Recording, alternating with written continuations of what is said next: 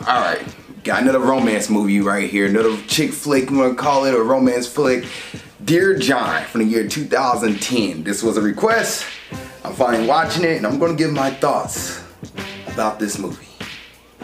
What's up, world? Welcome to another episode of Movie Breakdowns. I'm your host, Ali Zakka.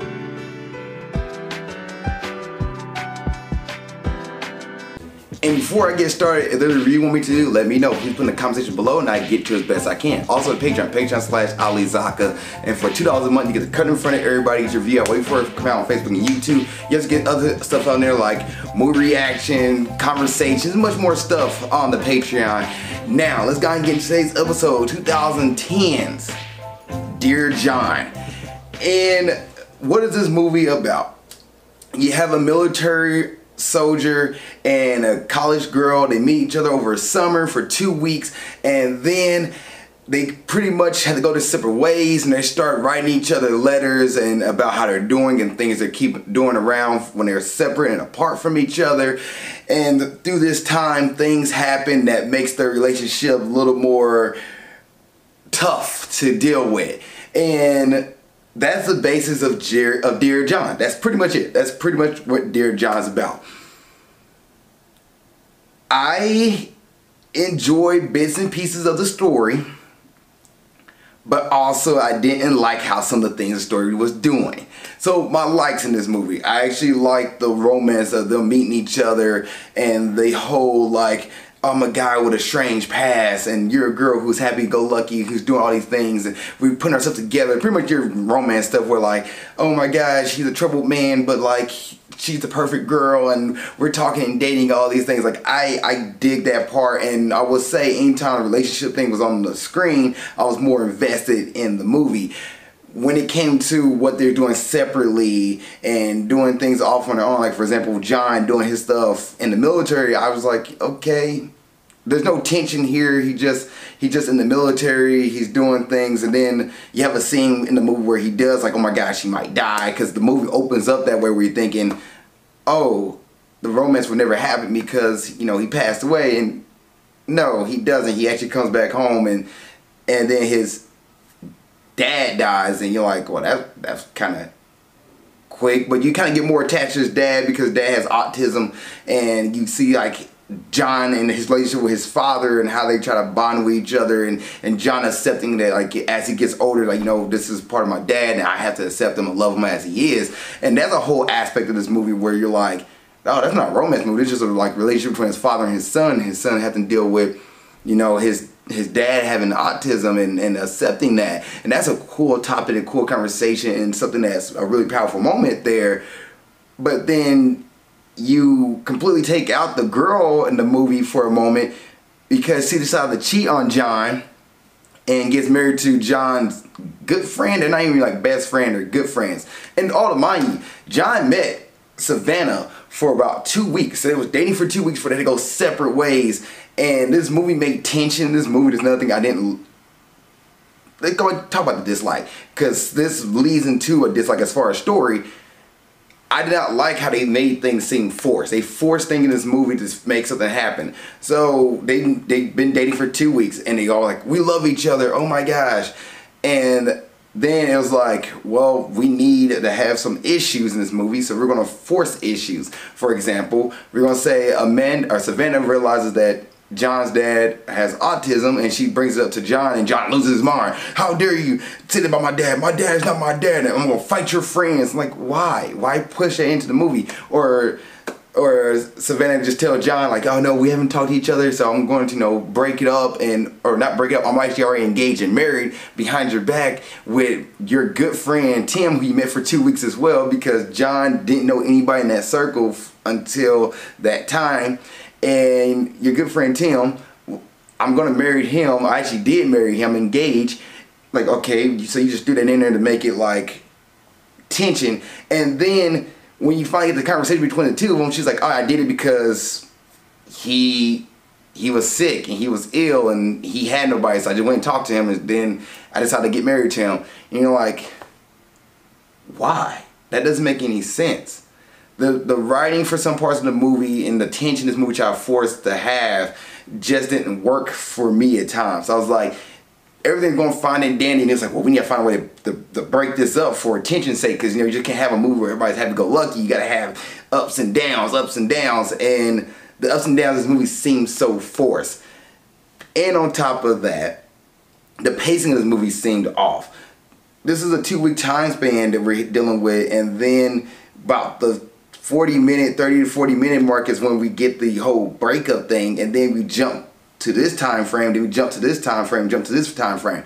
I know this movie's based off a book, but at the same time, there's ways you can do it where it doesn't feel like you're just rushing through and then gotta force tension in because you made such a lovey-dovey scene that you're like, well, shoot, let's force this in here.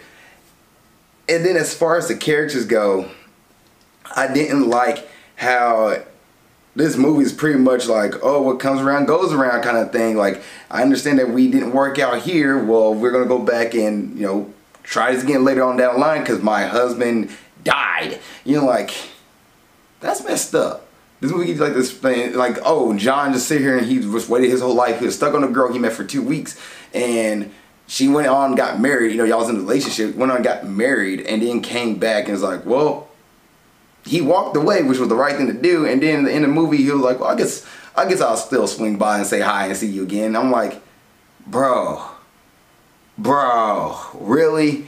Really? You didn't meet any other girl. You was stuck on a girl who cheated on you, hooked up, and not only hooked up, got married to your good friend, and then he died, and you was like, that's cool with me. I'm gonna go back. And the movie ends that way too. And you're just like, well, this ending's not good at all. Like, I feel like you guys didn't know how to end this movie. It was like a good idea, but you didn't know how to end the movie. You really didn't. And that kind of bothered me. So, to wrap that up, my likes, majority of the story I like, the part with his dad and the son and the dad, I like that. But as far as like the romance of the movie, this movie is a romance movie, and the romance scenes I did like until they try to force tension, which it doesn't do it for me, brother. It doesn't do it for me. To quote Hulk Hogan. It just, the tension, forced tension is what I didn't like. I didn't like that. I didn't like the way the movie ended. I felt like it was like, we don't know how to end this movie, so we're just going to just end it with them coming back around, and it just felt like it didn't feel earned. It didn't feel like those two really did know each other and love each other, to be like, oh, you was gone for 2 years, 3 years fighting for your country in the military, but yeah, I felt pity for your friend, so I wanted to go hook up with your friend and get married to them. And you're like, what? How do you trust somebody like that? I don't know. It just seemed like these Nicholas Sparks movies I've been watching, like the woman does dirt almost, and the guy's like, I'll take you back because I don't have anybody else. I'm like, that's not how dating works. And I get it's fantasy, it's a movie, but at the same time, you really think about it, you're like, if these dudes that down bad, where they're like, well, she's still available. She cheated on me, but she's still available. I'm gonna go back there and like, bro, you can't find anybody else. You're Channing freaking Tatum. Channing Tatum. You can get anybody else. Like, just saying. Just saying. Alright, let's kind of talk about the cast, directors, and writers. So, this movie is an hour and 48 minutes. It is written by Nicholas Sparks, was based off a book, but the writer is Jamie Linden, who did the screenplay, directed by Lassie Hellstrom. And the budget for this movie was $25 million, and they made $114 million. This movie made its money back in everything. The cast goes Channing Tatum, who played John Tyree. Channing is not the strongest in this movie, to be honest. I've seen Channing Tatum in a bunch of other movies, and when he's being goofy and he's being like charismatic and goofy, it works. Like, he works. 21 Jump Street is probably one of my favorite Channing Tatum movies. He works. In Dear John, it seemed like he couldn't be the non-goofy, super serious type. That just didn't work for me. And then as far as the writer, the writing for John Tyree, he supposed to have this troubled past, but they never really branched into what was the troubled past. Why was people scared of him? Why did people not trust him? Like, it didn't talk about any of that. It was just like, oh, it was, me a few years ago, but then I stopped. Why? What made you change? And she's like, the military? He's like, it's some part of that, but like, what made you change? Like, why? Like, it didn't make sense to me. And then when he like loses it when his dad, he realized his dad has autism and started fighting her friends. Like, why did he fight her friends? Like, get one dude was like, hey, man, you should have a drink.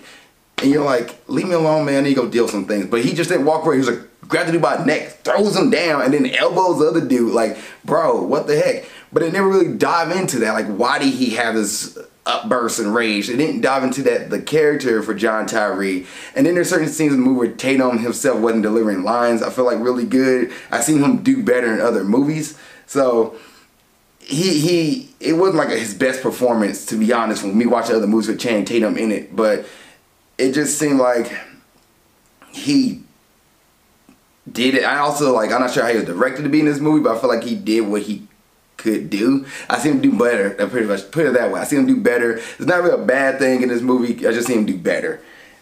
Amanda Seyfried, who plays Savannah, I just like, oh, that's a girl from Mean Girls. I thought she did a good job in this movie. I thought she did a good job. Like, I feel like she expressed the kind of personality Savannah was. I feel like Amanda gave that a little bit, like, and to be honest, anytime she was on scene with Channing, I was about it. Anytime they wasn't together, it was just like, oh, okay, we're just, dealing with stuff.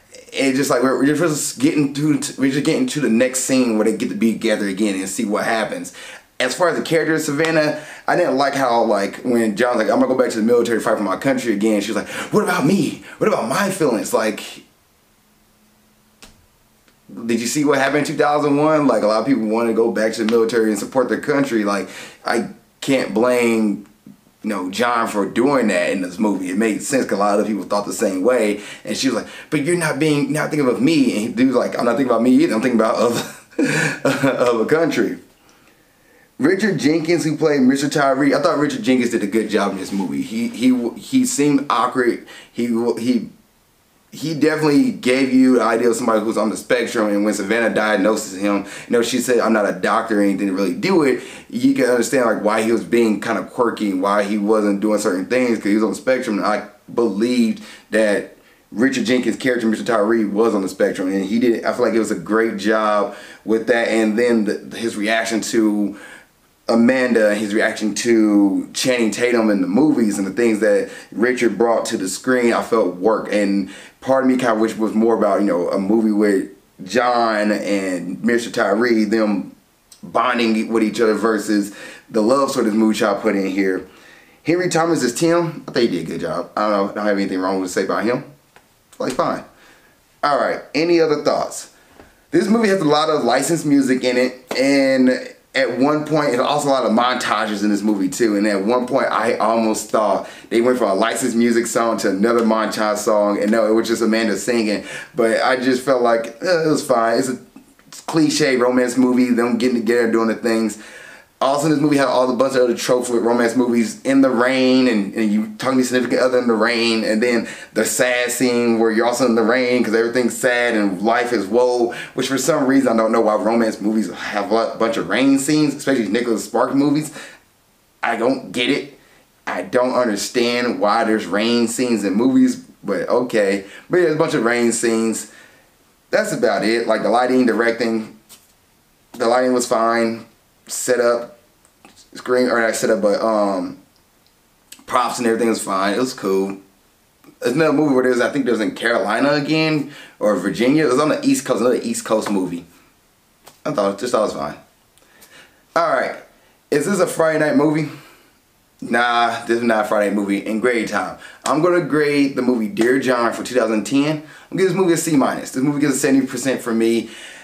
Like, it's not, like, it's okay. It's very okay. The ending definitely drops the ball there. The pacing of the movie and the forced tension drops the ball. But I feel like everybody else kind of did it okay. I don't feel like it's a horrible movie, but also at the same time, I don't feel like it's, the best romance movie out there. I think The Notebook did a better job giving you everything than Dear John does. IMDb gives this movie a 6.3 out of 10. That's a D-. And Rotten Tomatoes gives this movie a 28%, that's the critics, that is an F. And the audience score gives the movie a 55%. So they really don't like this movie. But for me, this movie is definitely, a C-. I don't think this movie was one of the worst movies out there. I felt like the story, I was entertained and intrigued in this movie, so it's a C-. If you seen the movie Dear John from 2010, what did you think? Please put in the comment section below. On that, see you guys next episode of Movie Breakdowns. Keep being awesome. Thank you so much for making it to the end of this video. I really appreciate that. Please don't forget to like, subscribe, and comment. If there's a review you want me to watch or do, let me know. Please put it in the comment section below this video. Also, you want to watch the last episode of Movie Breakdowns, it's right there. Just gotta click on it and you'll be able to watch it. Thank you guys so much. I appreciate it. Love y'all and keep being awesome.